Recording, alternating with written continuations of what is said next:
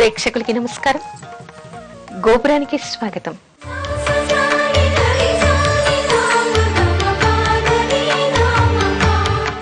వ్యాస పూర్ణిమ విశేషం ఏమిటి? మనకి ఆషాఢ శుద్ధ పౌర్ణిమని మనం వ్యాస పూర్ణిమ అని, గురు పౌర్ణిమ అని అంటాం. ఇదే వ్యాస పూర్ణిమ అని దీనికి ఎందుకు పేరు వచ్చింది, ఈ రోజు వ్యాసుణ్ణి ఎందుకు పూజించాలి అనేటువంటి విషయాన్ని మనం తప్పకుండా తెలుసుకోవాలి.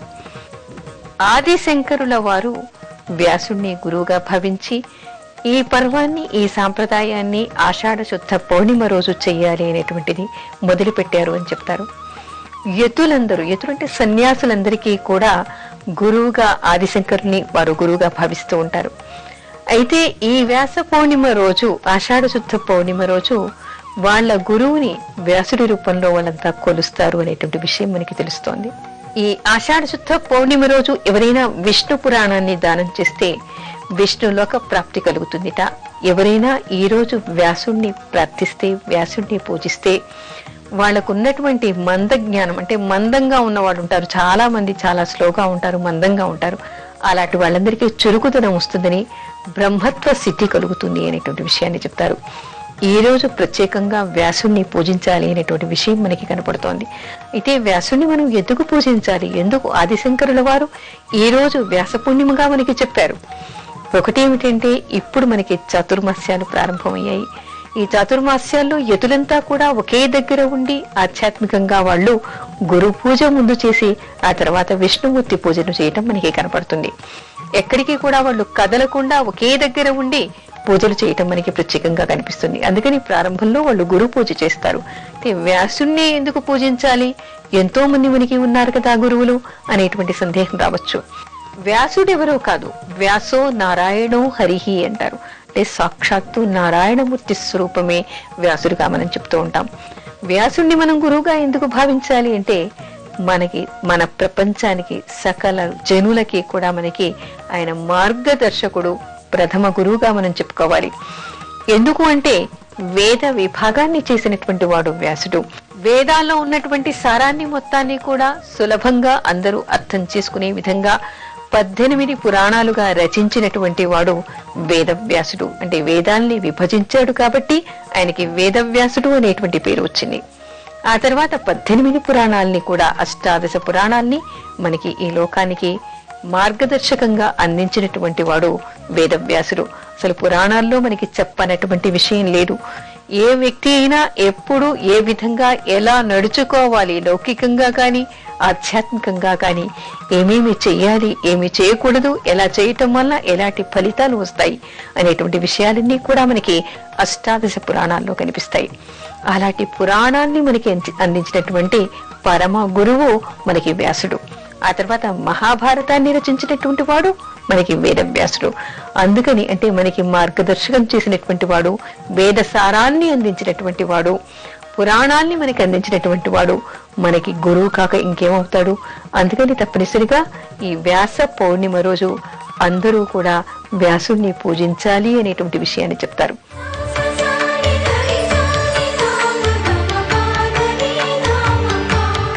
పిల్లల్లో మందకుడితనం పోవటానికి ఏం చెయ్యాలి? చాలా మంది పిల్లలు మజ్జుగా ఉంటారు, మందకుడిగా ఉంటారు, హుషారు వాళ్ళల్లో ఉండదు. అలాంటి వాళ్ళకి ఏం చేస్తే అలాంటి మందకుడితనం పోతుంది, మజ్జుతనం పోతుందని చాలా మంది తల్లిదండ్రులు వేదన పడుతూ ఉంటారు, అడుగుతూ ఉంటారు. దానికి మనకి ఏమిటంటే, ఈ రోజు వ్యాసుడిని పూజించాలి అనేటువంటి విషయం చెప్తారు. వ్యాసుడిని కాదు, కొన్ని మంత్రాలు ఉన్నాయి. ఈ రోజు వాళ్ళు ఆ మంత్రాల్ని జపించటం వల్ల కూడా మందకుడితనం పోతుంది అనేటువంటి విషయాన్ని చెప్తారు. ముఖ్యంగా మనకి నైమిషారణ్యం, అంటే ఈ నైమిషారణ్యం మనకి ఎక్కడ ఉంది? ఉత్తరప్రదేశ్ లో ఉంది, కాశీకి దగ్గరగా ఉంది. ఈ నైమిషారణ్యంలోట ఒకసారి వ్యాసుల వారు వచ్చాట. వ్యాసుల వారు వచ్చిన తర్వాత కలియుగారంభం అయిపోయింది. జనాల్లో ఉన్నటువంటి ధర్మం తగ్గిపోతోంది. వీళ్ళకి ఏదైనా మేలు చేయటానికి, మార్గదర్శకం చేయటానికి నేనేమైనా చెయ్యాలి అని చెప్పేసి ఆలోచించి అక్కడ నైమిషారణ్యంలో ఆయన నిర్ణయించుకున్నట్ట అష్టాదశ పురాణాల రచన చెయ్యాలి అని చెప్పేసి అనుకున్నట్ట. ఆ తర్వాత ఆయన అష్టాదశ పురాణాల్ని రచించి మనకందరికీ అందించాడు అని చెప్తారు. ఈ నైమిషారణ్యంలోనే ప్రప్రథమంగా వ్యాసుడు రాసినటువంటి 18 పురాణాల్ని సూతుడు శౌనకాది మహాములందరికీ కూడా వినిపించాడు అనేటువంటి విషయం మనకి తెలుస్తోంది. అంటే శౌనకాది మహామునులు 88,000 మంది ఋషులకి ప్రప్రథమంగా నైమిషారణ్యంలో సూతుడు వ్యాసుడు రాసినటువంటి పురాణాలన్నింటినీ కూడా వినిపించట. ఇదే ఇక్కడ మనం చెప్పుకొచ్చేటువంటి విషయం ఏమిటి అంటే, ఈ వ్యాస పౌర్ణిమ రోజు మందకుడిగా ఉన్నటువంటి పిల్లల్ని తీసుకెళ్లి నైమిషారణ్యంలో అక్కడ వ్యాసుడు ఎక్కడైతే ఇలా నిర్ణయించుకున్నాడో ఆ ప్రదేశాన్ని వ్యాస గద్దె అంటారు. అంటే ఇప్పటికీ కూడా ఆయన ఆసనం అక్కడ కనిపిస్తూ ఉంటుంది. ఇక్కడ వ్యాసుడు కూర్చున్నాడు అనేటువంటి విషయాన్ని చెప్తారు. అక్కడ వ్యాసుడికి పూజ చేయించి పిల్లల చేత, ఆ తర్వాత వాళ్ళ చేత ఎవరికైనా కూడా ఈ విష్ణు పురాణాన్ని దానం చేయించి అక్కడ వ్యాస పూజ చేయించడం వలన వీళ్ళకి బ్రహ్మత్వ సిద్ధి కలుగుతుందని కూడా మనకి పురాణాలు చెప్తూ ఉన్నాయి. అందుకని ఆ పిల్లల్లో ఉన్నటువంటి మందకొడితనం పోయి వీళ్ళు చురుకుగా తయారవుతారు అనేటువంటి విషయం మనకి కనపడుతోంది. అంతేకాకుండా మరికొన్ని విషయాల్ని కూడా పాటించవచ్చు. ఎందుకంటే దేశంలో ఉన్నటువంటి పిల్లలందరూ కూడా ఈ వ్యాస పౌర్ణిమకే నైమిషారణ్యానికి వెళ్ళాలి అంటే వాళ్ళకి సాధ్యం కాకపోవచ్చు. అలాంటప్పుడు ఏం చేస్తే పిల్లల్లో ఉన్నటువంటి మందకొడితనం పోతుంది అనేటువంటి విషయాన్ని తెలుసుకోవాలి. ఏమిటి అంటే మనకి గురుస్వరూపంగా ఉన్నటువంటి భగవంతుణ్ణి ఈ రోజు తప్పనిసరిగా ధ్యానించాలి. మరి గురుమూర్తులు గురుస్వరూపం ఏమిటి? ముఖ్యంగా పిల్లలకి, అంటే చిన్న పిల్లల నుంచి ఉంటారు, పెద్ద పెద్ద మంత్రాలు వాళ్ళు చదవలేకపోవచ్చు. అయినా చిన్ని మంత్రాలే ఇవి మహోపదేశంగా ఉండి వాళ్ళకి జ్ఞానాన్ని ఇచ్చి చురుకుదనాన్ని కూడా ఇస్తాయని చెప్పేసి మనకి చెప్తున్నారు. అదేమిటంటే విష్ణు స్వరూపంగా మనం కొలవాలి అని అనుకుంటే ఓం శ్రీ హయగ్రీవాయ నమః అనేటువంటి నామాన్ని పిల్లల చేత ఈ రోజు జపింపచేయాలి. అంటే హయగ్రీవావతారాన్ని, హయగ్రీవుడైనటువంటి విష్ణుమూర్తిని ఈ రోజు పిల్లలు పూజించి ఓం శ్రీ హయగ్రీవాయ నమః అనేటువంటి జపాన్ని, మంత్రాన్ని జపించటం వలన వాళ్ళలో చురుకుదనం పెరుగుతుంది, జ్ఞానం వస్తుంది అనేటువంటి విషయాన్ని చెప్తారు. అంతేకాదు శివుడు కూడా మనకి గురువే. ఏమిటి అంటే దక్షిణామూర్తి రూపాన్ని కూడా మనం చెప్పుకుంటాం శివుణ్ణి. అందుకని శివుణ్ణి పూజించాలి అని అనుకుంటే శివాయ గురవే నమః అనేటువంటిది శివుడికి అభిషేకం చేయించి ఈరోజు శివుణ్ణి గురువుగా భావించి, ఎవరు శివాయ గురవే నమః అని శివుణ్ణి గురువుగా భావించి ఈ మంత్ర జపం చేస్తారో వాళ్ళకి జ్ఞాన సిద్ధి కలుగుతుంది అనేటువంటి విషయాన్ని తెలుసుకోవాలి. ఆ తర్వాత మాతృస్వరూపిణి అయినటువంటి అమ్మవారు ఎవరు? సకల చదువులకి తల్లిగా మనం చెప్పుకునేటువంటి అమ్మవారు సరస్వతీదేవి.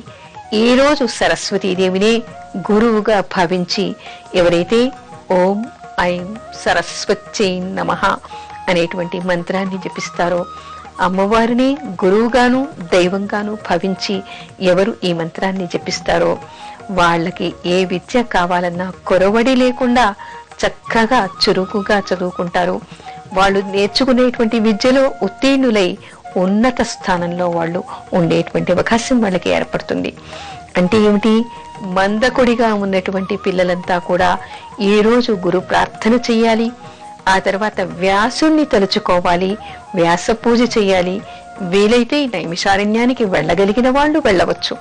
వెళ్ళలేనటువంటి వాళ్ళంతా కూడా ఇంట్లో వ్యాసుణ్ణి తలుచుకొని వ్యాసుడికి పూజ చేసి, ఆ తర్వాత శివస్వరూపమైనటువంటి శివుణ్ణి శివాయ గురువే నమః అని, విష్ణు స్వరూపమైనటువంటి హయగ్రీవుణ్ణి ఓం శ్రీ హయగ్రీవాయ నమః అని, సరస్వతి చదువులకి తల్లి అయినటువంటి సరస్వతిని ఓం ఐం సరస్వత్యై నమః అనేటువంటి మంత్రాలతో జపించటం, పూజించటం వలన మందకుడిగా ఉన్నటువంటి పిల్లలంతా కూడా చురుకుగా తయారవుతారు. వాళ్ళు ఎంచుకున్నటువంటి మార్గంలో ఉన్నత స్థితికి వస్తారు. విద్యావేత్తలుగా, విద్యావంతులుగా వాళ్ళు పేరు ప్రఖ్యాతులు గాస్తారు అని చెప్పేసి ఈ విషయాన్ని తెలుసుకుని ఈ మంత్రాల్ని వీళ్ళు జపించాలి. 3 మంత్రాలనైనా జపించవచ్చు, లేదా ఏ ఒక్క మంత్రాన్నైనా కూడా వీళ్ళు జపించవచ్చు. అంటే ఎవరికి ఇష్టమైనటువంటి దేవతని వాళ్ళు ధ్యానించవచ్చు. లేదా 3 అవతారాల్లో, అంటే శివుడిగాను, విష్ణు రూపుడుగాను, సరస్వతిగాను 3 రూపాల్లో కూడా భగవంతుణ్ణి వీళ్ళు అర్చించవచ్చు. అలా చేయటం వల్ల పిల్లల్లో ఉన్నటువంటి మందకుడితనం పోతుందని, తర్వాత ఈ రోజు వ్యాసుణ్ణి భగవంతుణ్ణి గురువుగా అర్చించటం వల్ల వాళ్ళలో ఉన్నటువంటి మూఢత్వం పోతుందని, మజ్జుతనం పోతుందని, మందత్వం పోతుందని మనకి శాస్త్రాలు చెప్తూ ఉన్నాయి.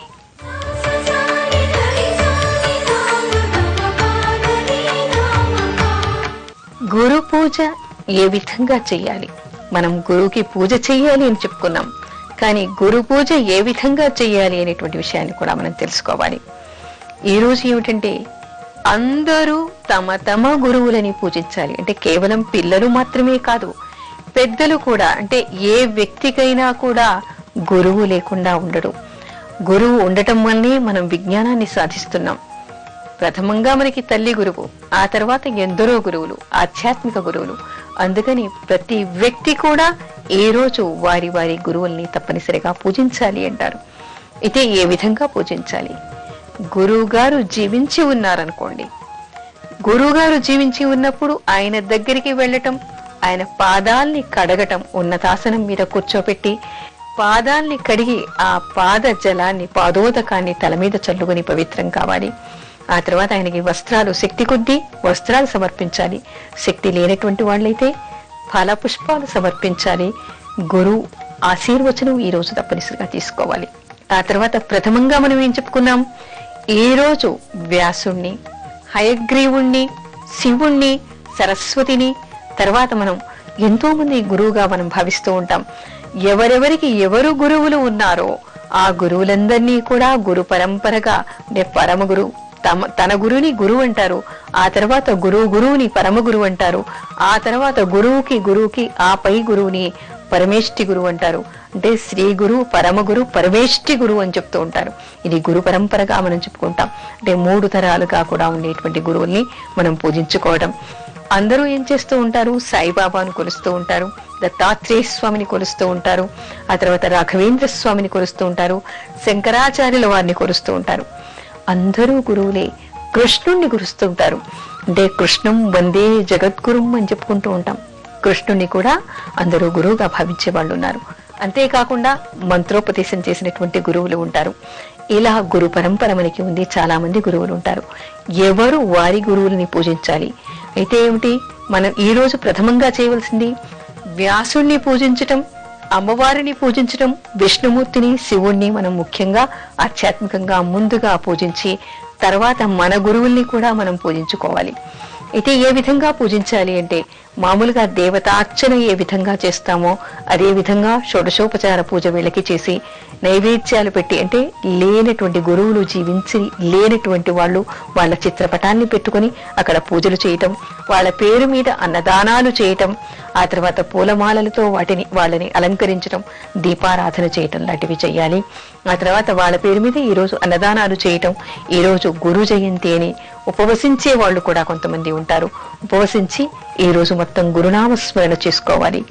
గురువులు బ్రతికి ఉన్నారనుకోండి, వాళ్ళ దగ్గరికి వెళ్ళి వాళ్ళకి వస్త్రాలు, ఆ తర్వాత ఫల పుష్పాలు సమర్పించి పాదాలు కడిగి తల మీద చల్లుకొని గురు ఆశీర్వచనం తీసుకోవాలి. అందుకని సకల జనులు కూడా ఈ రోజు వారి వారి గురువులని వాళ్ళు తప్పనిసరిగా పూజించాలి అనేటువంటి విషయాన్ని తెలుసుకోవాలి.